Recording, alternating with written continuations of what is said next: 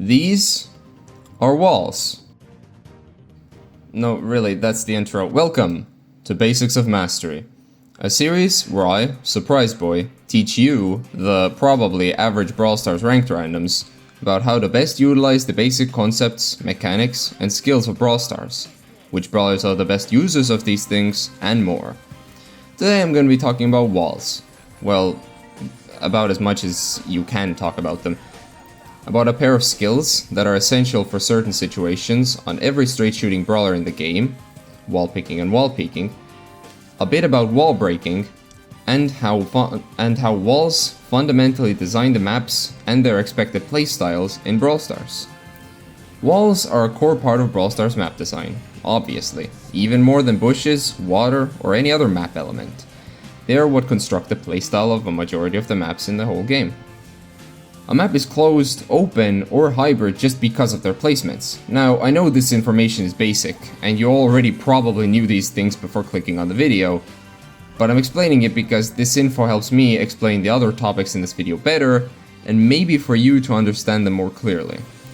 Walls can be used in a multitude of ways, some of those being to push up the map and get closer to enemies,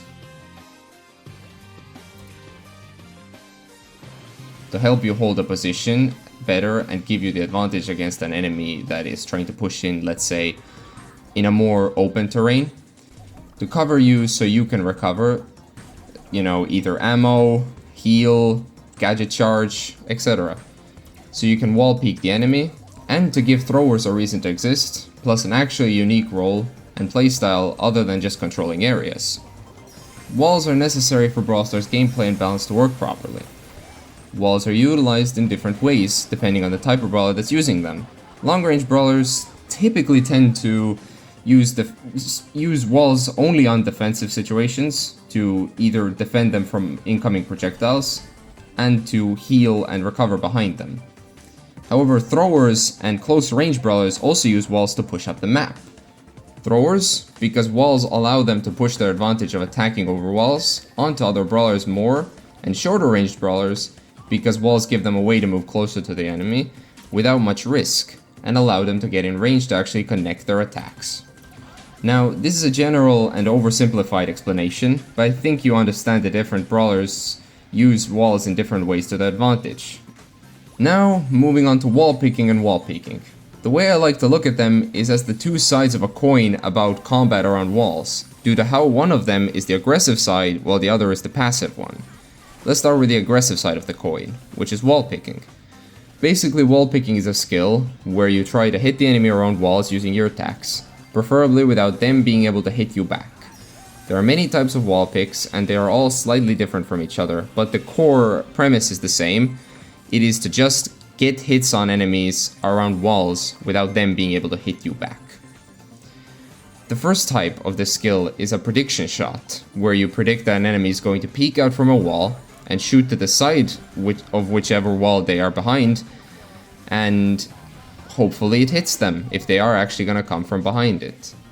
This can force them to either retreat and heal, giving you position in the process, or it can be a nice way to get an extra bit of supercharge and hold the enemy off for a while. The second type is where you use your attack to hit them partially from behind a wall by shooting in a way where your attack doesn't quite hit the wall, but goes perfectly along it or clips it.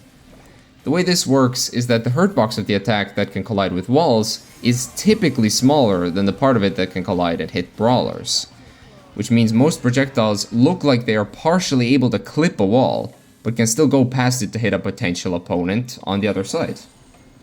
Now, unlike my other guide videos, where I go into more detail on a few good representatives of a concept, and skip out on most of the brawlers, or only put them in the range board, my good old classic green board towards the end of the video, then in this one, I'll give you a tier list on how good every brawler's main attack is at wall picking enemies. Because for wall picking, range doesn't really matter, and many other factors of a main attack don't matter, but certain properties, such as the hitboxes, do. So this is the sort of unscripted part of the video. Typically my guides are fully scripted, but for the tier list explanation I haven't written a script, so I'm just going to be rolling with it. There are 5 tiers: amazing at wallpicking, good, decent, bad at wallpicking and don't utilize it much, and don't/can't wallpick. The bottom tier is concentrated on brawlers that can either attack through walls, have way too little or no range at all, and or can attack into walls or over walls. You know, you've got your throwers, you've got your circular attack brawlers, your instant attackers in here. You've got Miko as well, because he can jump over walls. These brawlers don't utilize wall picking because, well, they physically can't. Their attacks don't work like that. But there are the next tier are bad at wall picking and don't utilize it much. There's like 2 layers to this tier. You've got the brawlers that can wall pick, but they don't do it very well. Typically this is multiple projectile firing brawlers, so they have slower unload speeds and they don't do much damage with their attacks, so it's not very worth it for them to wall pick much. They don't use it much compared to the brawlers in higher tiers. A few however, that don't utilize it much but can wall pick, and it can actually be quite painful and hurt, is like Mortis and Ally. But they don't use it much because they only dash around and jump around, you know? They don't really...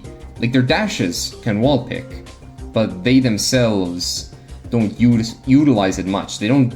it's not a necessary part of their kit that makes them a fundamentally better brawler, just because they can wall pick well. Then there's the mid tier.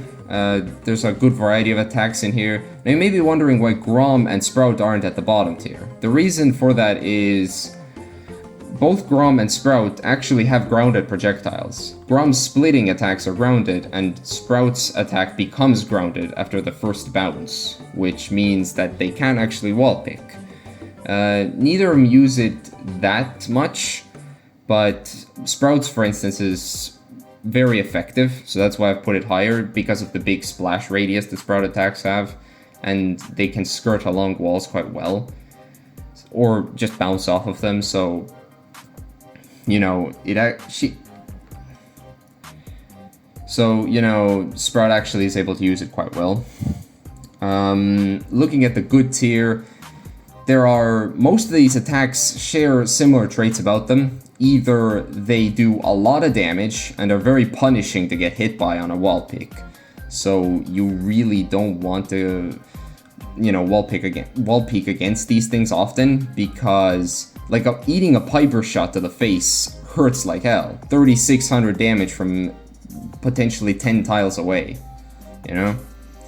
But her main attack, Wallpick, is actually not better than the other snipers. It's as good as theirs. It just hurts way more. That's why she's a tier higher.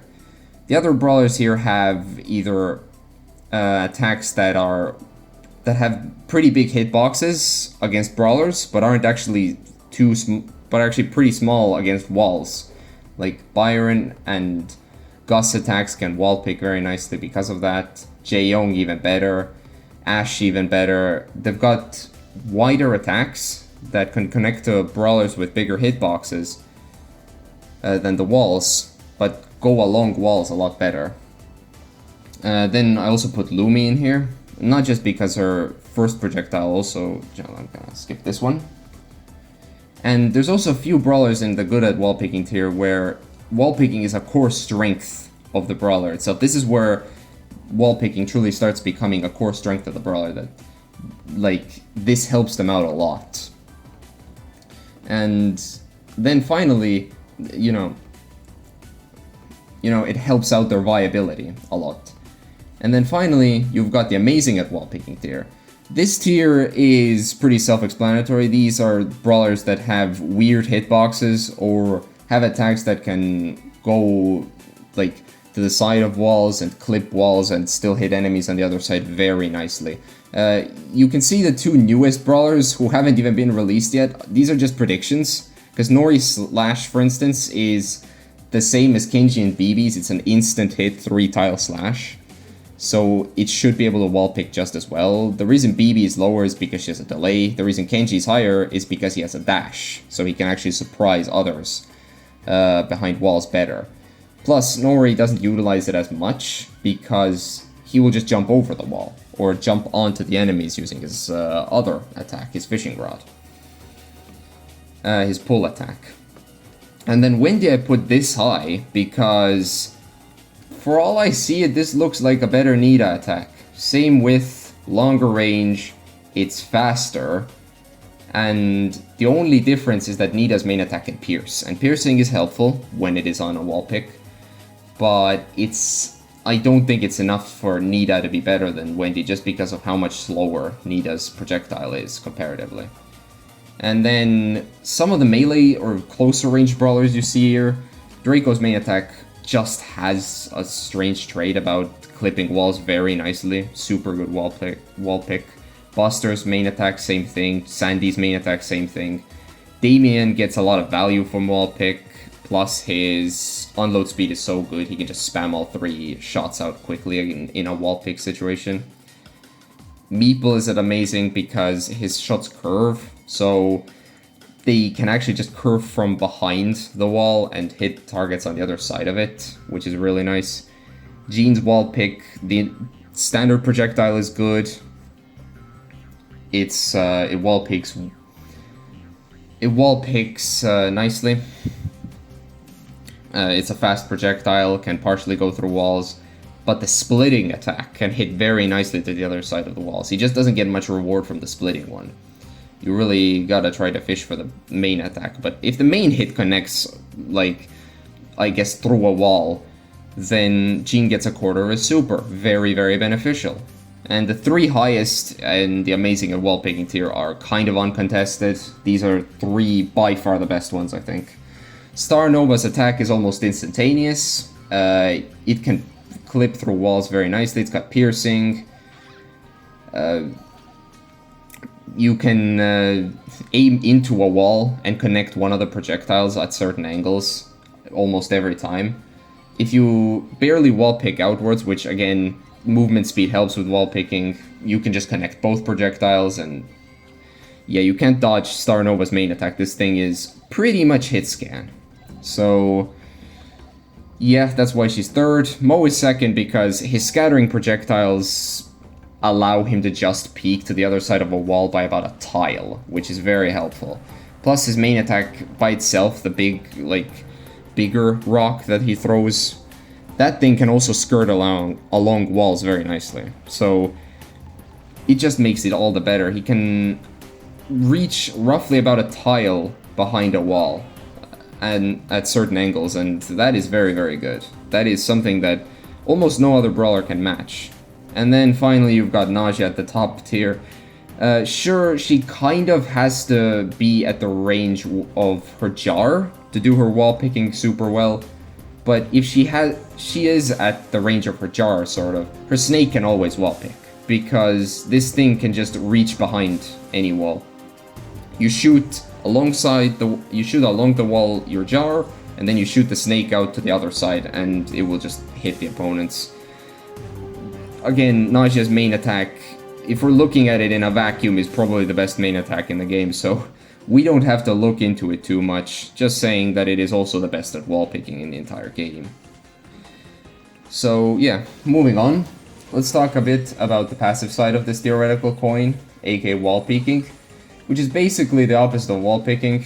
Instead of you being the one to predict that your opponent was gonna come out from behind a wall, you do the initiation. You peek from behind a wall to take an unexpected shot at the enemy. Now, the best brawlers for wall picking are mostly the same as the best brawlers for wall picking, so I'm not going to go into much extra detail about them. Just know that the tier list mostly holds up for those as well. And now I'm going to show you some gameplay examples of wall picking and wallpeaking in action, and how useful they are in real games.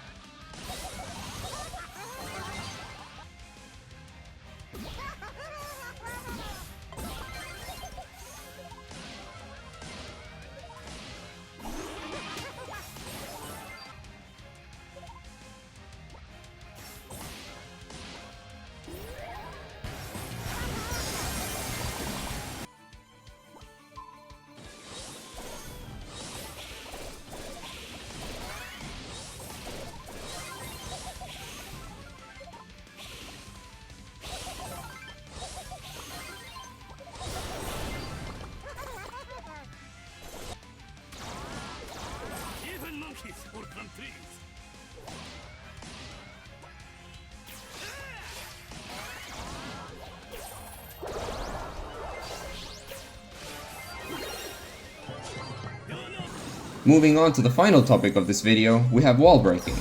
In my opinion, a misunderstood concept in many ways. No, it is not the reason you aren't able to get to Masters, but it could be a thing that you mess up, which could lead to you losing games.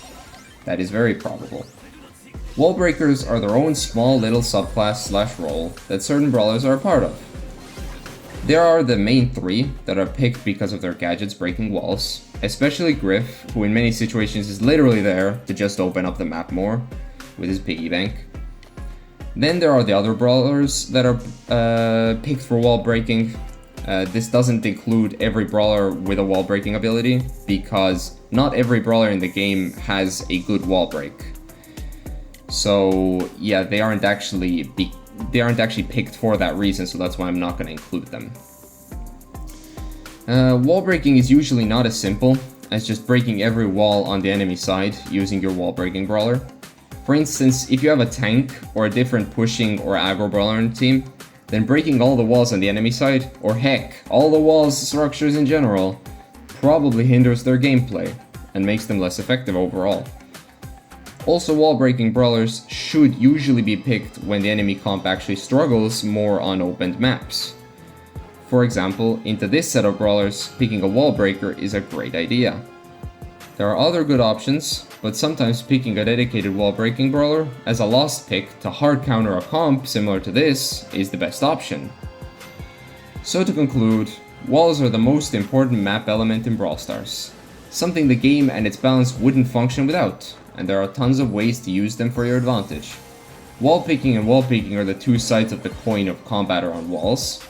Wallpicking is either predicting enemy wall peek attempts, or hitting enemies around walls using straight shooting attacks. And wallpeaking is used to peek out from the cover of a wall to take a quick and maybe unexpected shot at enemies. They're essential skills that have to be learned to master a lot of the brawlers in the game, and for some brawlers they are actually an important reason for why they are good at all. And wall breaking is a misunderstood concept that many people don't know how to do properly. There are many ways that wall breaking incorrectly can be a detriment to your teammates and actually cause you to lose games. As always, I want to know what you guys think of this video. Is there anything I missed in regards to walls? And if I should have clarified something more in the comments section. This has been Surprise Boy, and remember, I'm inside your walls, eating insulation, and making your heating price higher during winter. See you next time.